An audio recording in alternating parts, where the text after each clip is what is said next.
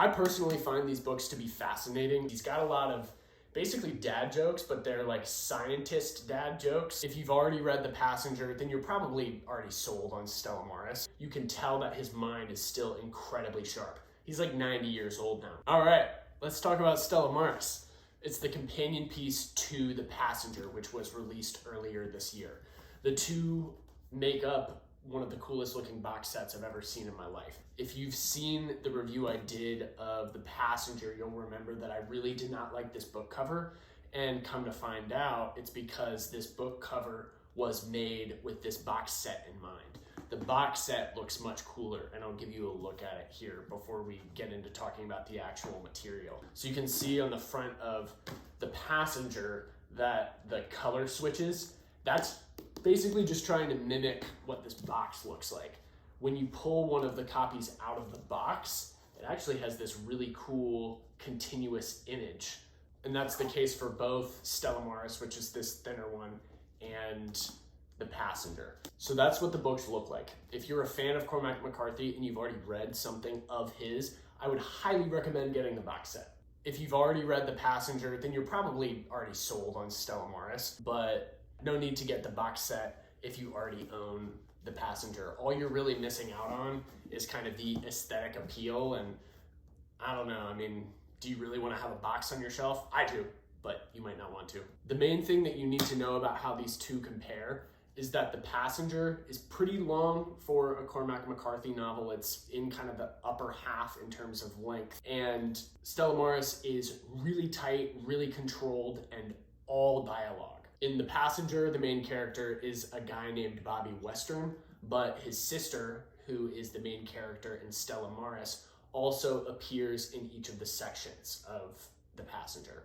But in Stella Maris, Bobby Western's not there. He's mentioned, but he's not one of the main characters talking in the room. The integral character in both of these works is Bobby Western's sister, Alicia. What you need to know about her is that she's a genius, and she also sees things. She's categorized as schizophrenic, but I think it's a bit more complicated than that. The reason I'm telling you that is not to give anything away, but because if you pick up Stella Maris, that'll be given away to you on the first page. Whereas if you're picking up The Passenger, it's something that you kind of have to parse out, figure out as you go. If you're really keen to get into these books, I would actually recommend that you start with a little sampling of Stella Maris first.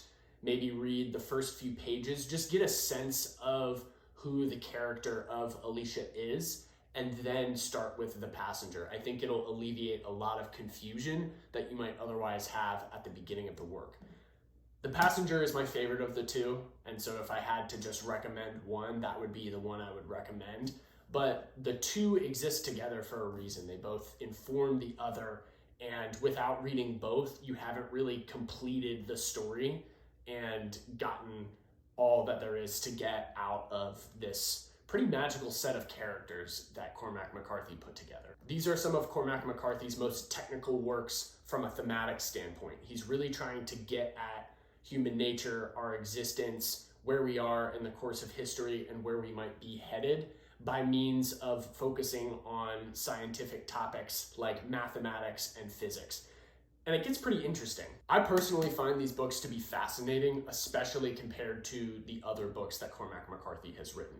A lot of his books can be generally categorized as Westerns or Southern literature. The novels that he started with were pretty much all set in Tennessee, but this pairing of novels has a bit of a wider range of settings and also of topics. It's really cool to see Cormac McCarthy looking at everything from physics, mathematics to the atomic bomb, and a lot of key thinkers from the 20th century get discussed in these works as well and mentioned by name.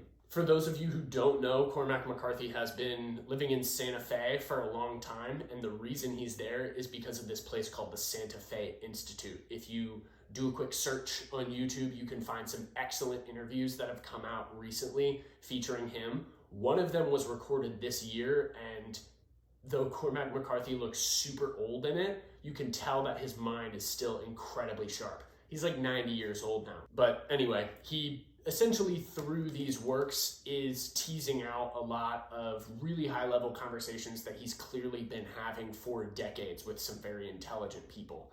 I wouldn't say that that's what these books are about, but those ideas are woven into the conversations that are being had in both of these books. As I mentioned, Stella Morris is entirely dialogue. It can't be called dialogue heavy because it just is dialogue. But The Passenger is dialogue heavy because it's not entirely comprised of dialogue. If your favorite part of Cormac McCarthy's works is the descriptions that he gives of nature and how he juxtaposes natural beauty with the tragedies of life, you're not going to get as much of that in these works as you do in, say, the Border Trilogy or Blood Meridian. But what you will get is more humor than he's put in pretty much any of his other works. He's got a lot of basically dad jokes, but they're like scientist dad jokes, and they're a little corny at first, but once you kind of figure out the rhythm of those quips and how they fit into the rest of what he's doing with his prose in these books, I at least found that to be really agreeable for me. I loved everything he was doing there. So anyway, without giving much of anything away, those are my thoughts about these two works and how they compare. I definitely am going to continue to go back to both of them. I've been coming through some of the quotes I marked, and there's a lot of depth there that I don't think I've tapped into yet. It'll definitely be worth a full reread of both at some point. If you got something out of this review, a like goes a long way, and definitely subscribe if you're looking for more book recommendations. I am full of them, and books will continue to be the focus of this channel indefinitely. Thank you for listening. I hope you're able to find some time to read one or both of these works. They're incredibly well worth your time, and you won't be disappointed, especially if you know that you love Cormac McCarthy already.